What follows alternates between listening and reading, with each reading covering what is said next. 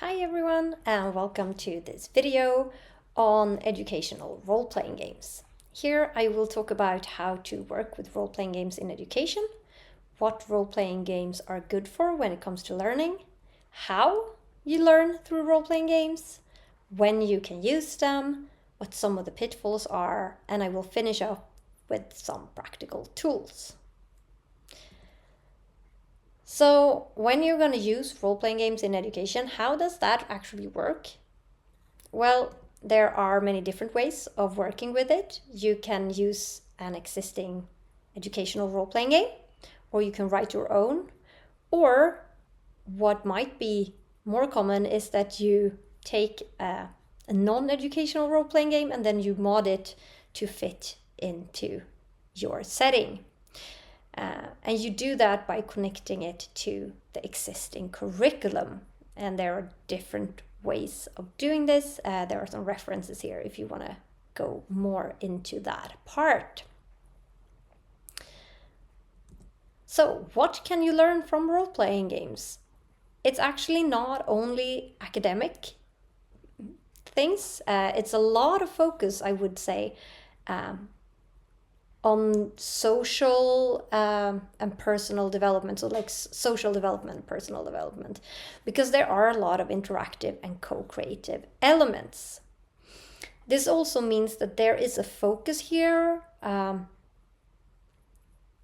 the social part and how we interact with each other. So all types of social focus is rewarded. So your active participation and your actions you do takes a very central role here. And many times in education, there is a focus more on like prolonged quiet concentration, which is not the goal here. So this means that students that doesn't always fit the more classic teaching mold about figuring out what the teacher wants can now get a new constructive role in the group. Even if it might be hard for other students who are very used to that way. And having a tool like this can also be very important for creating a good group dynamic and a functioning classroom, and thereby making other types of learning easier and mitigating a lot of other problems. Okay, so let's talk a bit about how you actually learn through role-playing games.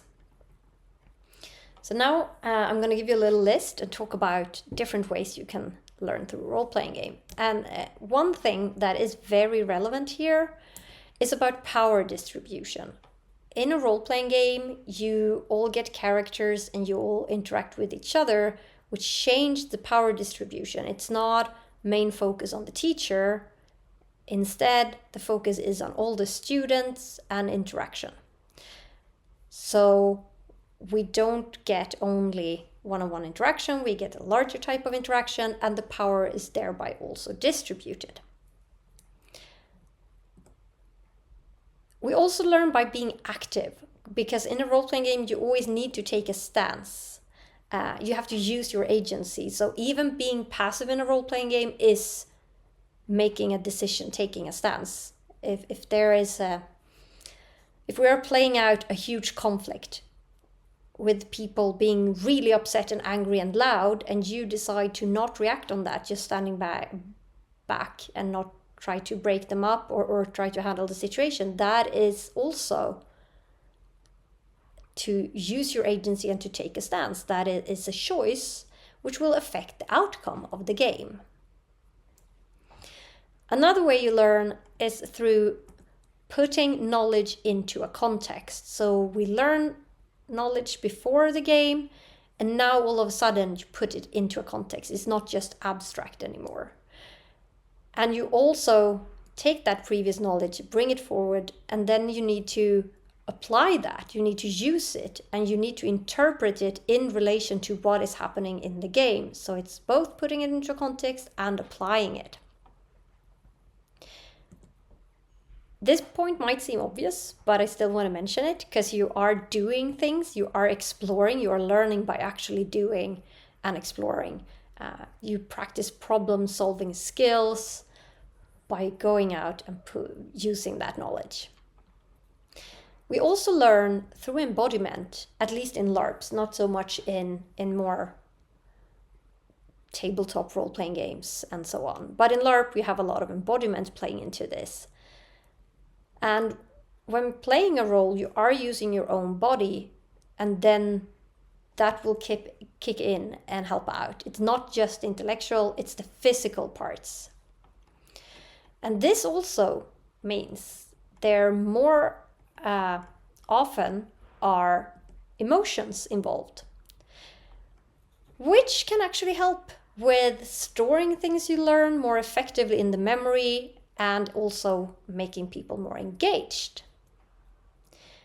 You can also learn through new perspectives. So by playing someone else and trying to act as they would and think as them for a while, you get to practice taking on a new perspective and seeing things from a different view. And of course, sometimes you get a character whose point of view is very, very close to your own.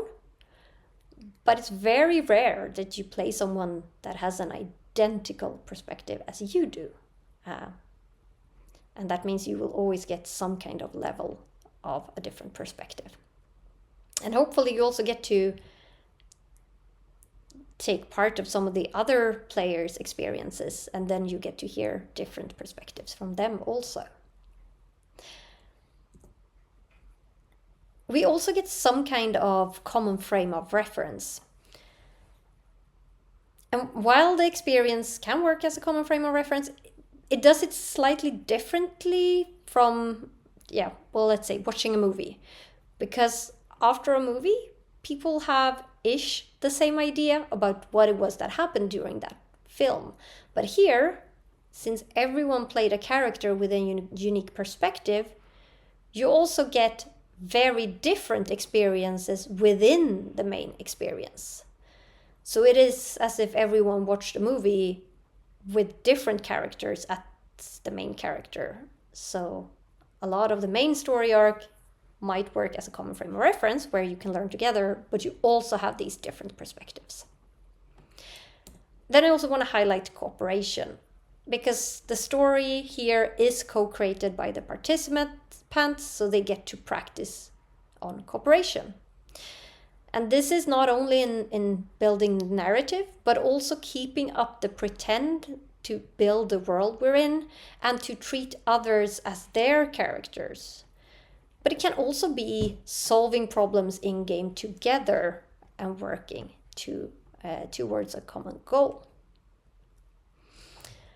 Another very important part in how you learn through role-playing games is alibi. And we have talked about alibi before and bleed. So I just want to add some things here. When you work with a character that is further removed from yourself, that has very different point of view, or just acts in a different way, come from a different background or so on, this actually helps with giving a stronger alibi. Because it's really clear, this is not me, so I get a stronger alibi because it's very far away. While if you play a character that is very much like you, that is very close to home, as we say, that gives a weaker alibi. And that then increases the chance or risk, depending on how you see it, of getting bleed. So bleed might be exactly what you want. Then you might want to have a weaker alibi. If you do not want it, then you want a stronger alibi. There is always the risk of social prestige loss, I like to call it, or just fear of losing face. You're scared of playing a character or making a fool out of yourself in front of others that you might find superior to you if you are playing with your superiors, like your boss, or if you are in a situation where socially it's kind of awkward in the group, so it's very sensitive what you do, or if you work with teenagers, then this is something that can be very important. And to handle that, to make people dare to play and step into this, then you want to have a stronger alibi. So a stronger alibi helps with handling the fear of social prestige loss. So there are pros and cons to the different ones here.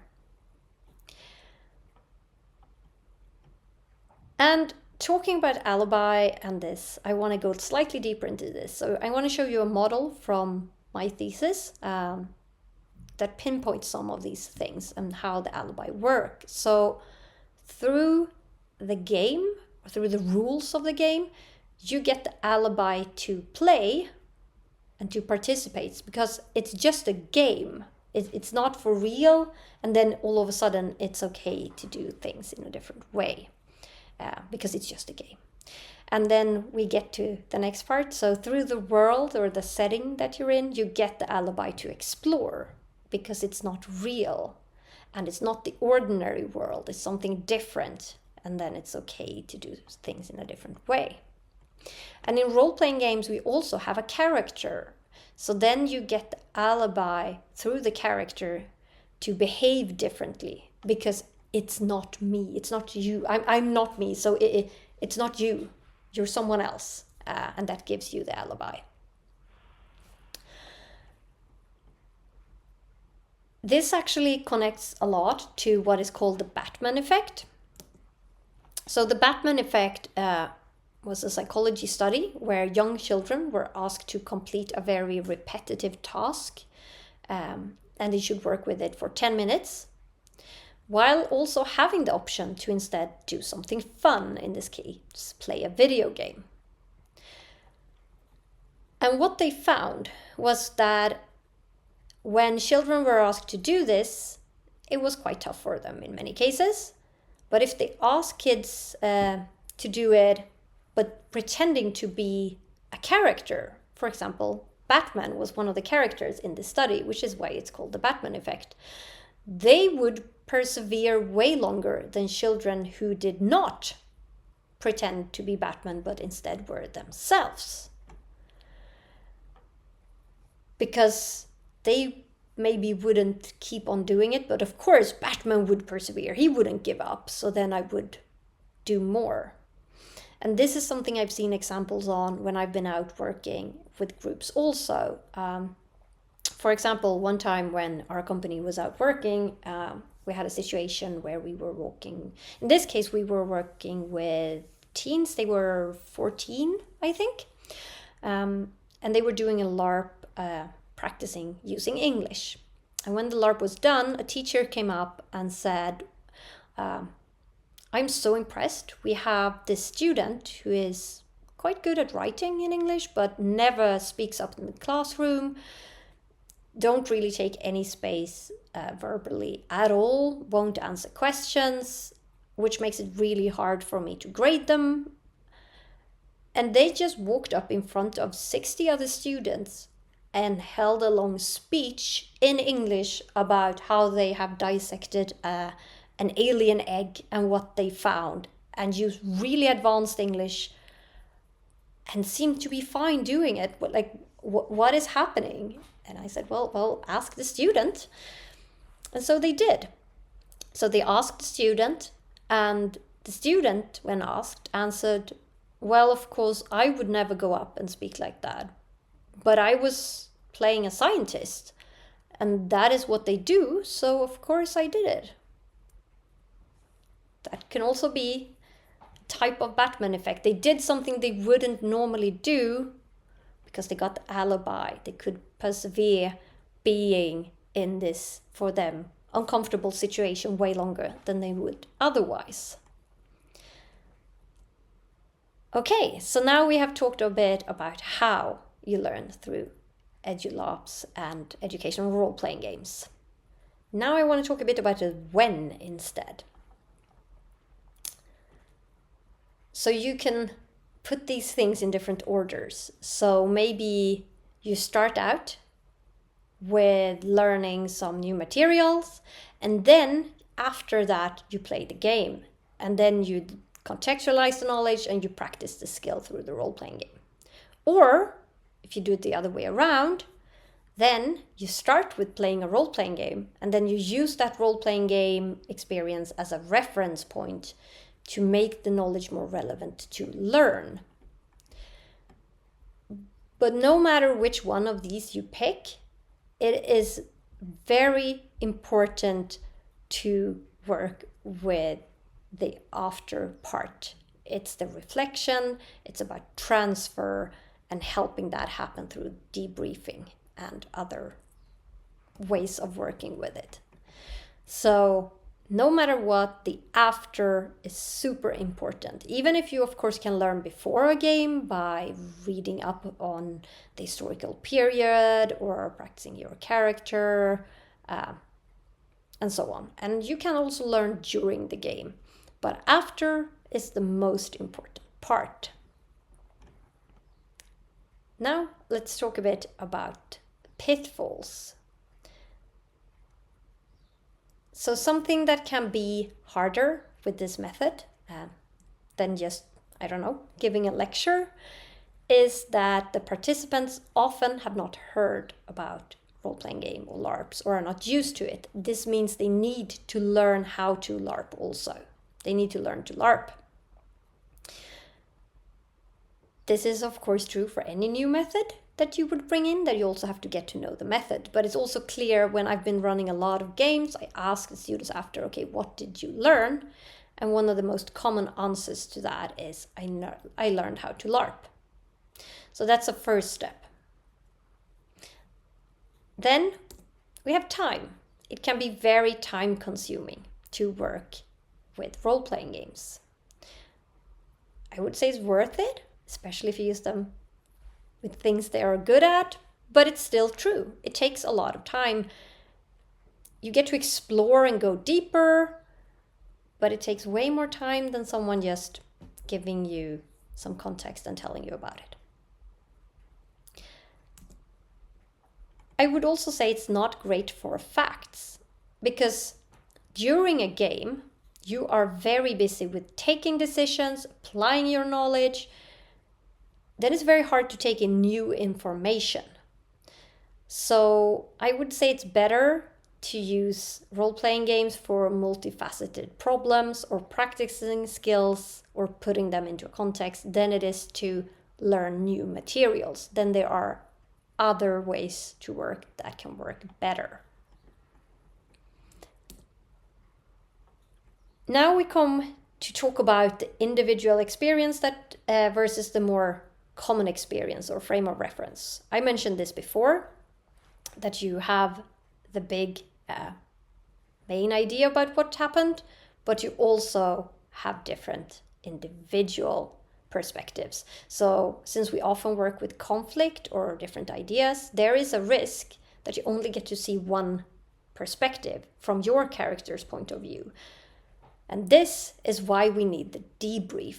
That's where we help them with reflection, where we can make the connections and get to hear the other perspectives to get that more common frame of reference. Because without that, well, then you don't get the different perspectives and the different ideas.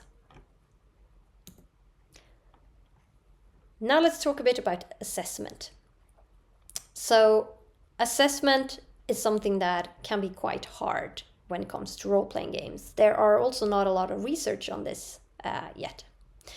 But also when it comes to a lot of other digital games, assessment can be tricky, and I would say even more so here. I would not recommend using a role-playing game as an assessment tool, because it will be very hard, because they are not themselves, they're pretending to be someone else. So what are you then actually trying to assess? Is it their knowledge or skill, or is it their character's knowledge or skill? Maybe they are pretending to be not as good as something because that made sense for the character. It gets tricky. And of course, you can then assess how good they role played, but that is also hard. How do you see that? Maybe they had a very strong experience on the outside, or they had a very low-key, strong, intense game, which would be very hard to see from the outside, compared to someone who plays a very extroverted character or have a very large play style. So I would not recommend that either, to be honest. I wouldn't try to assess the performance, but it is a way to give students a new way to connect to the knowledge, but also show skills. And of course, if they all of a sudden show something that you haven't seen before, like we mentioned, the student who all of a sudden gave a speech, well then that of course can affect their grade or the way you see the students. But yeah, this one is tricky. Be careful. Another pitfall is that to be able to work with this method and make it function well, it takes trust and you need to feel safe. And this is hard because if you don't have that, the method will not work as well. So you need to create the container. But if you do that, then it works like a charm most of the time. And now we get to immersion. And immersion here means more immersed as in absorbed in rather than present. And then the question is, what is it we are absorbed in? Sometimes we can get so absorbed in the game that we forget to focus on the learning. There is something called the gamer mode that we have studies on from the military, where people are playing characters in a game and they're supposed to solve different things. And then, since it's a role-playing game, you throw in something unexpected. And then they can get super upset because they feel cheated. This wasn't in the game. We didn't know about this. This wasn't in the rules. This is highly unlikely. Because they are focused on winning the game and how to make the smartest move instead of what can I learn from this experience and what would I do if this actually happened.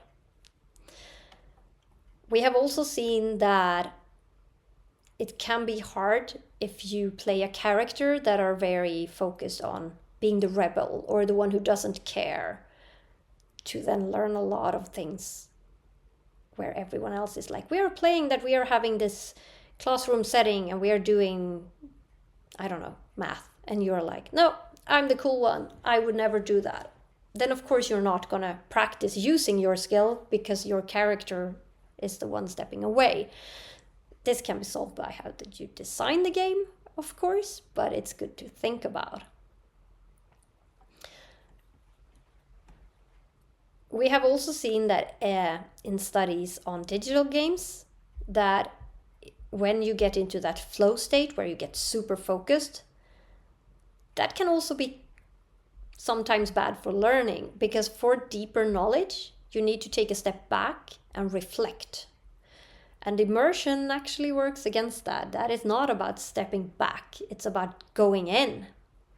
So one way to handle this is to work with short scenes, as we are doing here, or if you work with longer settings, you can work with breaks, where you take a pause in the game and you ask them to reflect about the situation, where we're at, connecting that to learning and so on before starting it again. And of course, having a proper debrief.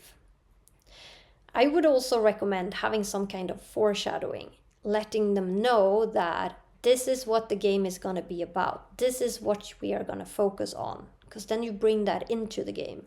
Instead of playing a game and then after saying, haha, we actually did this. It was focused on this subject. You didn't know that. Because then it might not be as effective for them because they have focused on something totally different.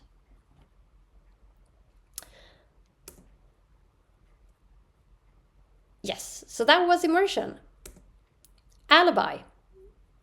We talked about alibi before, how you get the alibi and how that can help you if you have a strong alibi, even if it leads to less bleed. But this whole alibi and this whole playing, it's just a game, also risk to make the transfer harder. Because it was just a game, nothing of it was real.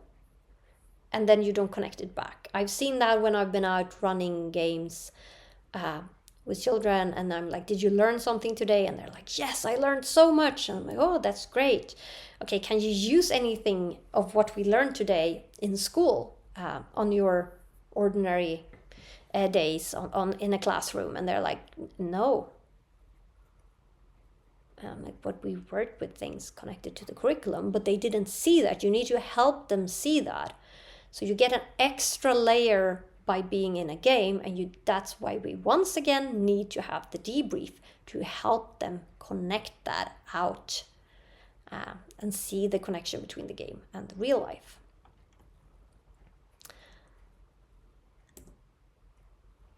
We also have the emotions. They come with pros and cons. As we mentioned, having a lot of strong emotions can help things stick better, but it can also strengthen confirmation bias.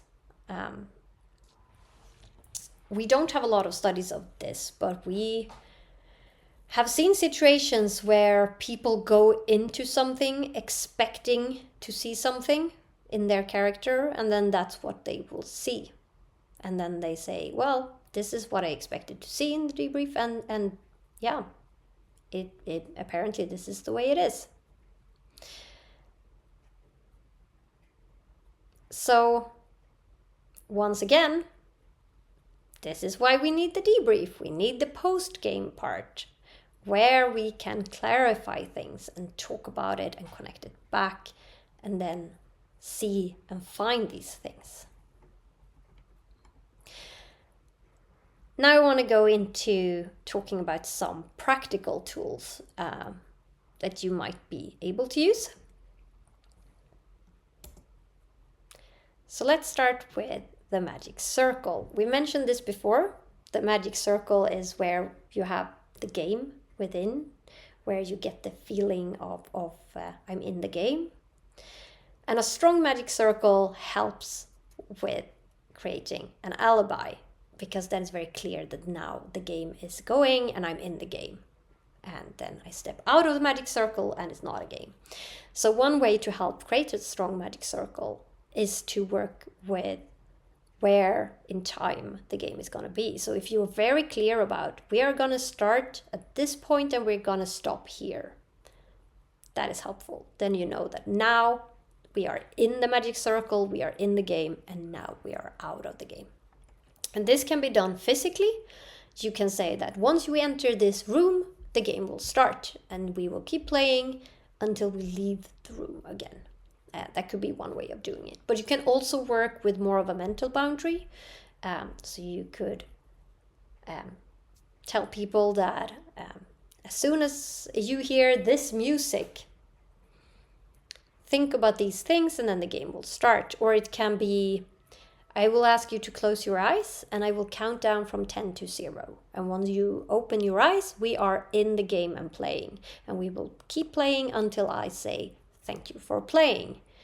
That's when the game will end. Then you have a more clear magic circle. You can also work with putting a tape on the floor and saying, once you step into this, maybe actual circle, then you're in game, and when you step out, you're out of game. So there's many ways of doing it, but having some kind of clear ways of showing when you're in game and off game, that can help with creating that alibi and the circle itself.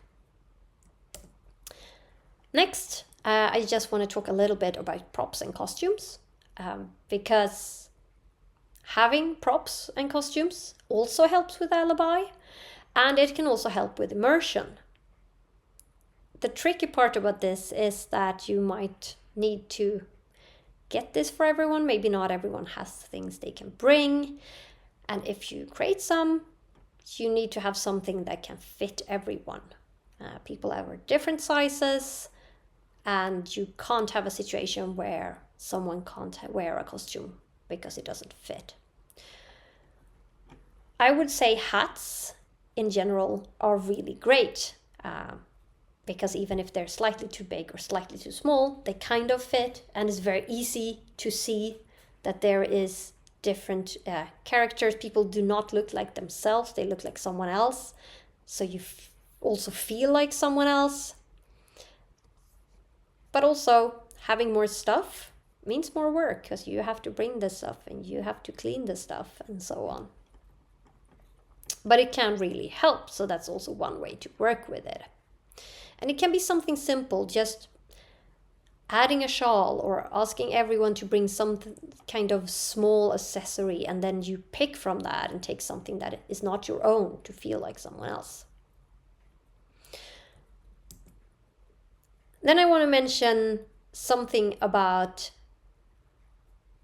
mandatory games, because in an educational setting, sometimes games are mandatory, especially if you work with primary school. I know that is not the case for you, but you also might have parts of your classes that are mandatory. And if the game is one such, you need to consider some things. So one is there needs to be a way to opt out. There needs to be some way to do this. Maybe they will get an extra assignment, something else, but it must be possible to opt out. Doesn't mean you have to tell them that before. It can be that you show up and then if someone says, I am uncomfortable, I don't want to do this, or if they contact you before, you can give them that option. But there should be some kind of option. I would also recommend, depending on how the group feels, but if it's a new group and they don't know each other very well, I would recommend that you don't say that people can stay and watch instead of participating. Especially not if it's a larger group playing and you have one person sitting out and sitting there watching everyone else, because it's very easy that the others will feel that they are being judged by the person not participating. So in general, I would recommend not having spectators. But if it's a group that known each other for a long time, or if there's someone who have special needs and everyone is okay with it, absolutely go ahead. But it's good to think about beforehand. Then we have post-game. So as you might have heard throughout this video, this part is very, very important. You can use it also to validate the player's experiences, and you can clear up any misconceptions between the players and the content, which is very, very important. I had one situation where I ran a game for university students in game design in this case, and it was an educational game, originally written about being brave and learning more about what does it mean to be brave, and that it can be many different things and that it's complicated. And we played this game, but since the focus was on game design, I did not run a full debrief with them because I didn't think that was the important part, because we were just talking about how to design a LARP. Then I met one of the students half a year later and talked to them, and I asked what they remembered and what they have learned. And then they mentioned that they found it very interesting and it was great to be in a character, and they remember a lot from what happened. But then they said, well, my character had quite a different view from the other characters. And I decided to stand up for her views because that's what she would do. So I did that, I stood up, and that was really tough. And I got a lot of strong feedback on that, and I learned that that is not something I would ever do again. That was not what we wanted someone to take away from that game, but we did not run a proper debrief. So that was her takeaway, because I thought we didn't need to, because that was just about learning how to design a game.